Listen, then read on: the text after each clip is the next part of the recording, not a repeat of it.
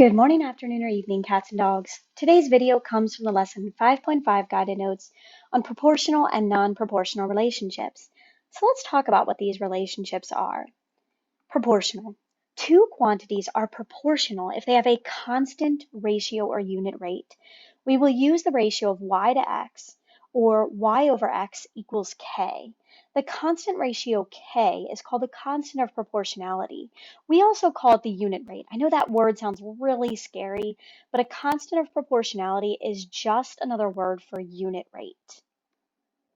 Keep in mind also, again, for it to be proportional, we need to have that constant ratio or unit rate. And we'll show you some examples of this here in just a few moments.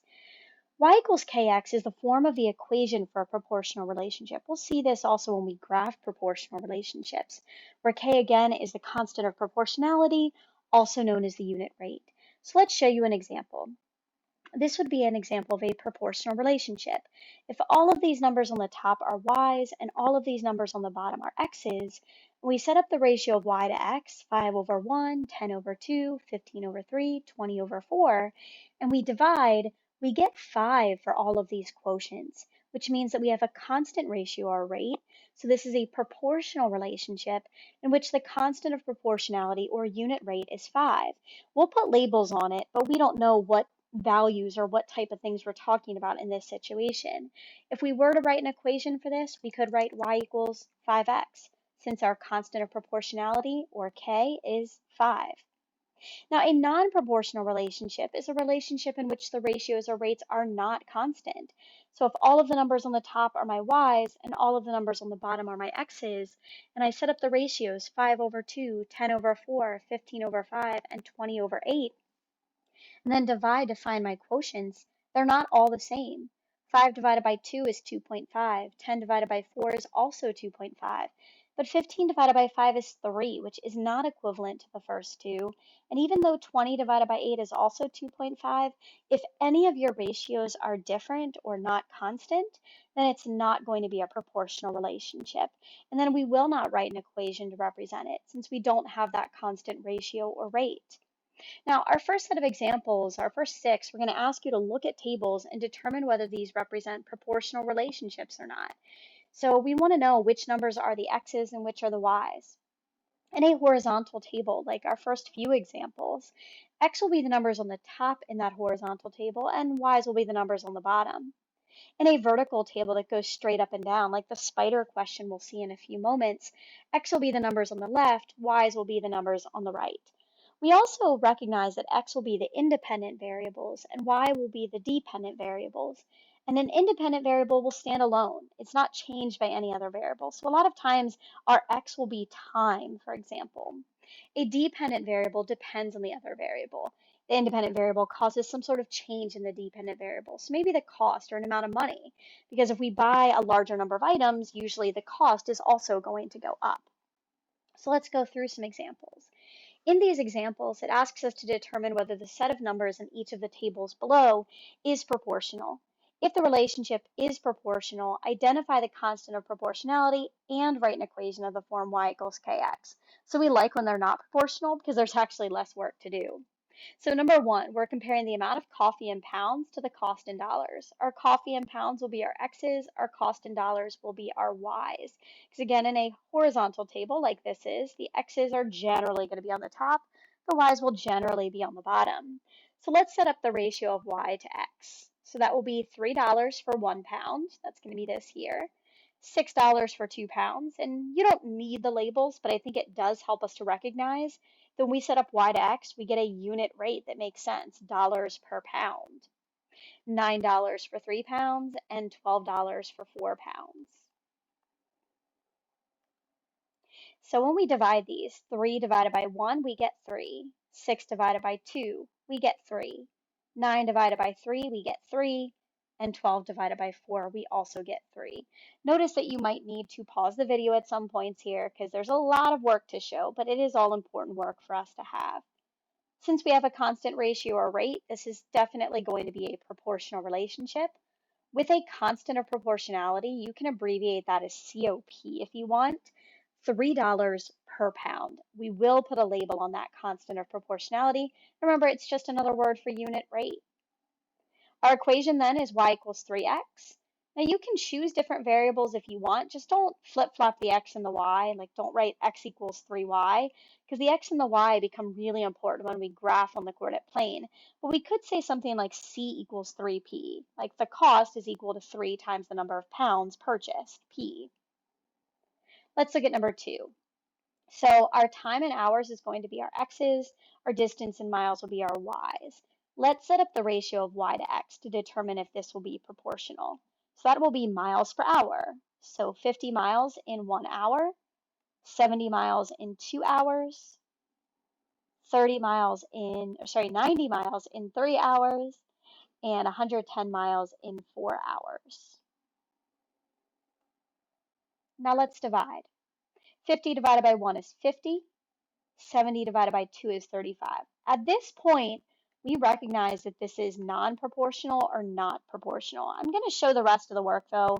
90 divided by 3 is 30, and 110 divided by 4 is 27.5. If any of these ratios are different, it's not going to be proportional, but I still like to show all of the work just to justify that.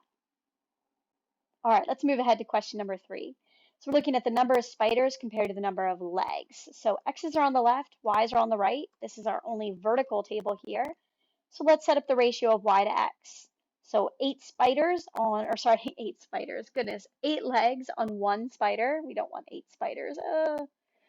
We've got 16 legs on 2 spiders, 24 legs on 3 spiders, and finally we have 32 legs on 4 spiders. Let's divide. What do you think? Is this going to be proportional? Yeah, 8 divided by 1 is 8. 16 divided by 2 is also 8. 24 divided by 3, also 8. And of course, 32 divided by 4 is 8. So we've got a constant ratio of 8. It is proportional.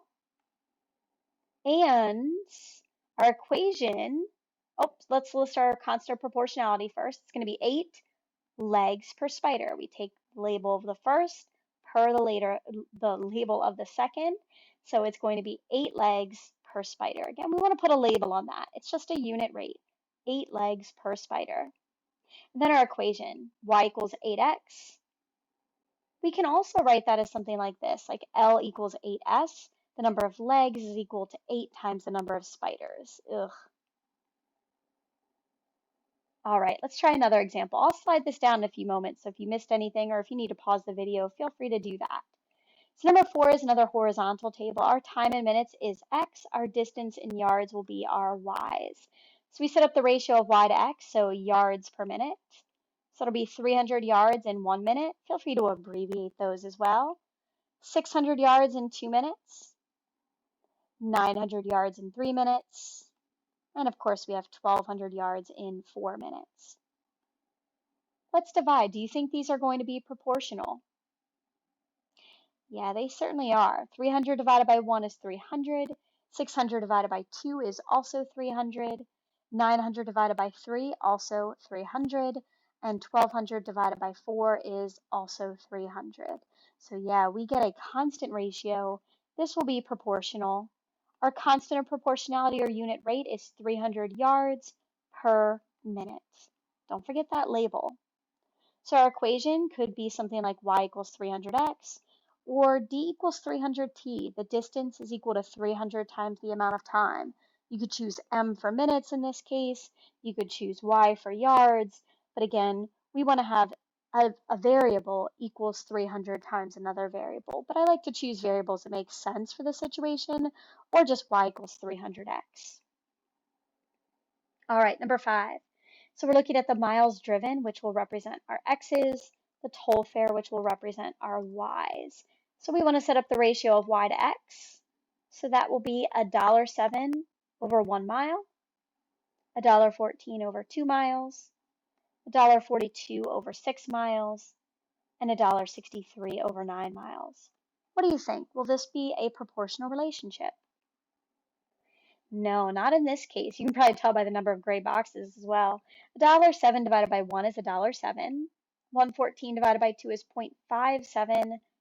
1.42 divided by 6 is 0.236 with just the 6 repeating.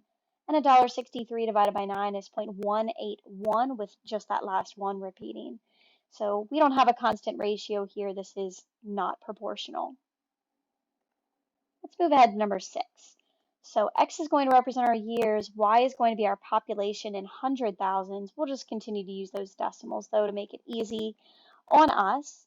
So we're going to put 1.3 over 1. I did put for this first one 100,000 people in 1 year, but you don't need to put that every time. 2.1 over 2, 3.3 over 3, and 5.2 over 4. Now let's divide. 1.3 divided by 1 is 1.3. 2.1 divided by 2 is 1.05. We already see it's not a constant ratio. 3.1 divided by 3 is 1.1. And 5.2 divided by 4 is 1.3. So even though the first and the last are equal, they're not all equal. So this is not proportional either. Again, we like those ones that aren't proportional because it's a little bit less work to do. All right, let's slide ahead to number 7. So we've got to actually fill in the table a bit, then determine if it's a proportional relationship. So it says for each of the following problems, complete the table, then determine whether the pattern is proportional. If the relationship is proportional, write an equation. Number 7, Aaliyah earns $7 per hour babysitting for her neighbors. So in 1 hour, she's going to earn $7. We get to choose our X values in this case, our hours. I would just stick with pretty easy numbers like 2, 3, 4, and 5, just to make it simple.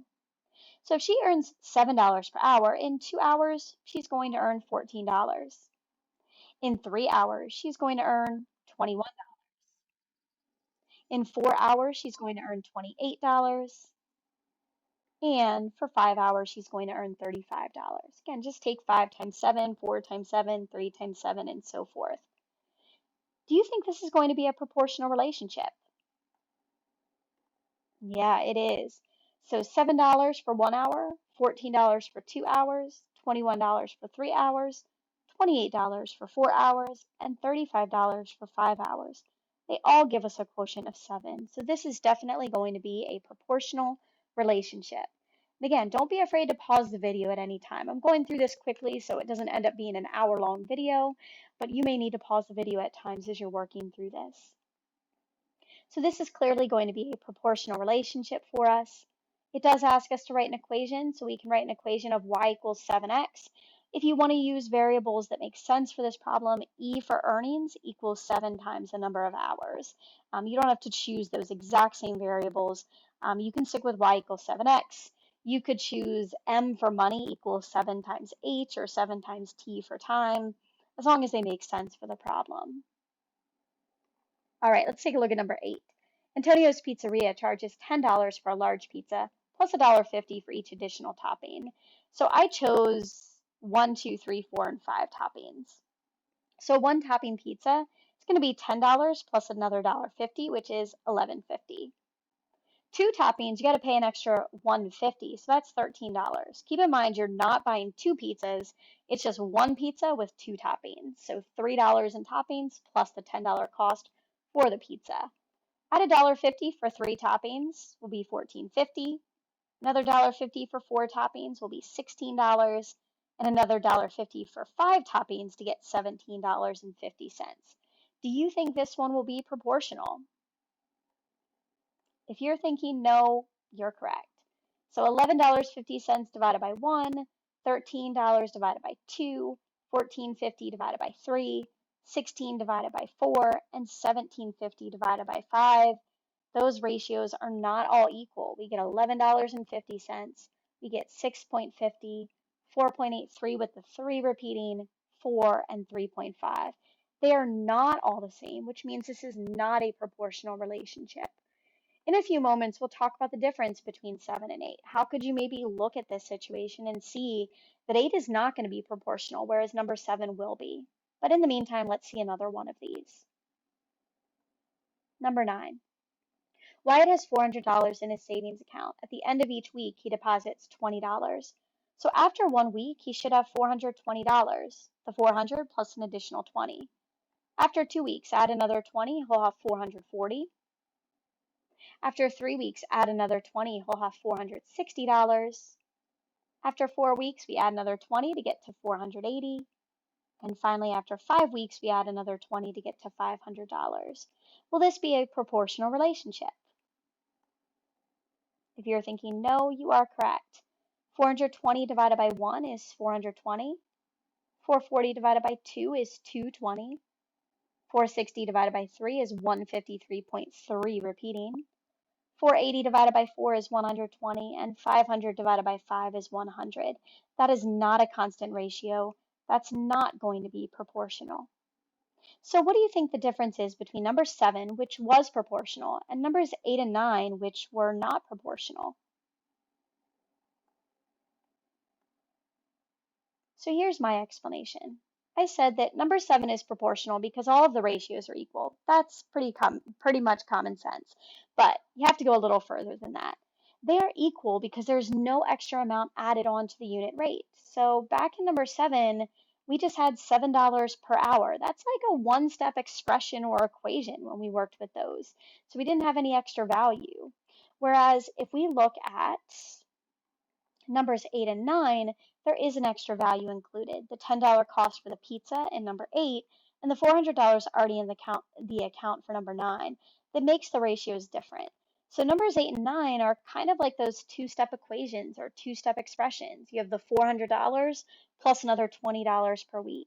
In number 8, you have the $10 for the pizza plus $1.50 per topping, which makes those situations non-proportional. So it's important to also be able to just kind of look at a situation and figure out, will this represent a proportional relationship or not? If you're able to do that, that's a great skill to have. Let's move ahead and take a look at number 11. Your pay for 7.5 hours is $45. Find the constant of proportionality and include the units of measure. Well, that's just our unit rate.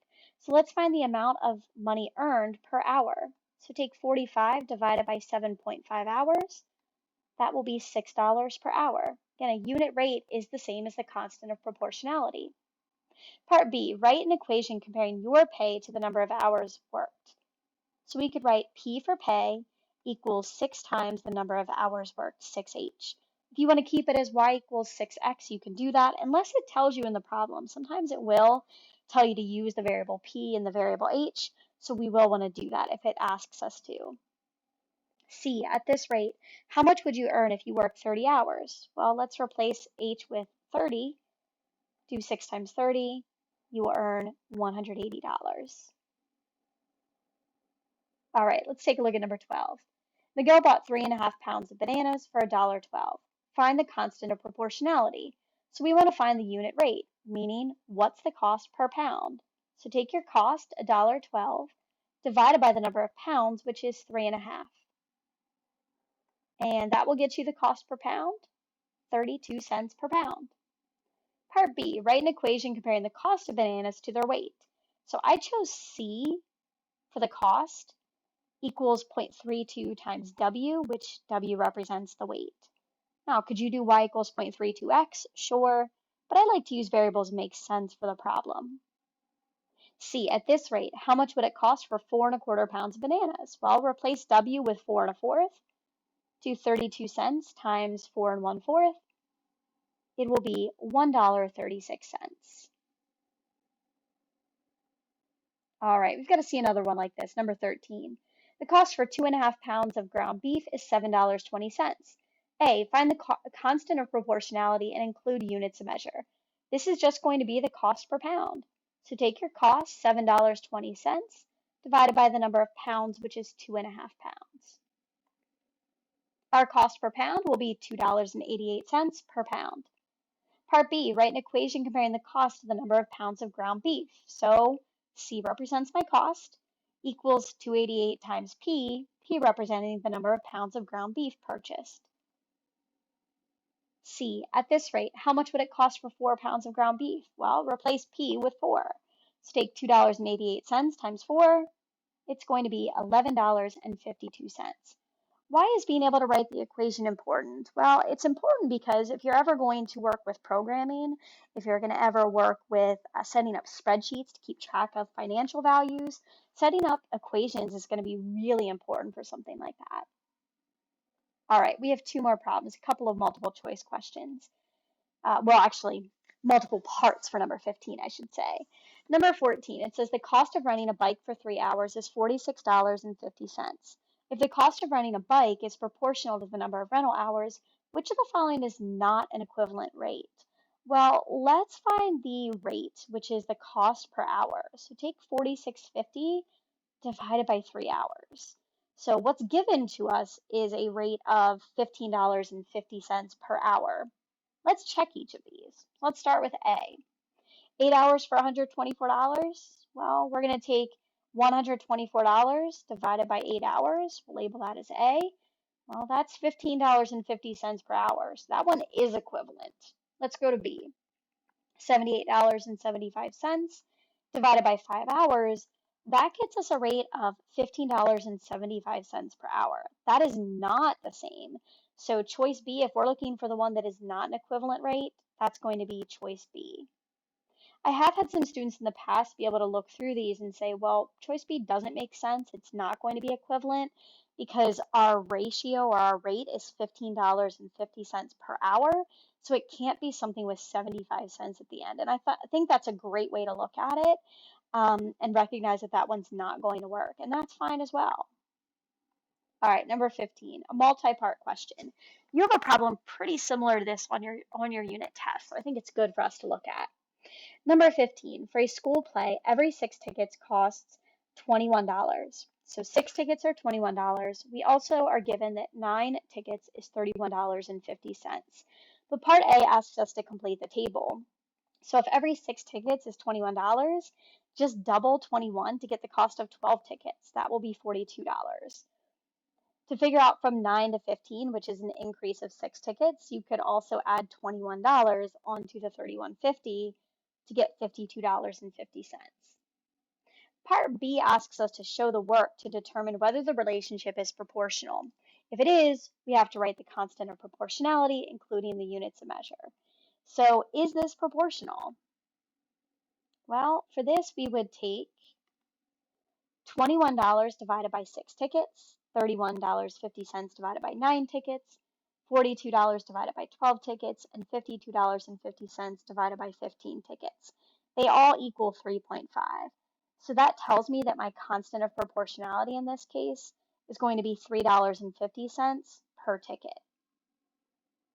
So if I want to write an equation to relate the cost C to the number of tickets T, I could write C equals $3.50 T. Again, just going back to some of those previous problems. Now in part D, it says use your equation from part C to find the cost of 22 tickets. Are there other ways to find it? Yeah, but it asks us to use our equation. So let's replace T with 22. Do $3.50 times 22, and the total cost will be $77. So you see a lot of these things overlap. We go back to the unit rates again. So we talk about that when we deal with constant of proportionality. We'll be talking about proportions later on in our unit and how to solve those. So a lot of these concepts are going to overlap and keep coming back over and over again within this unit. Thanks for listening.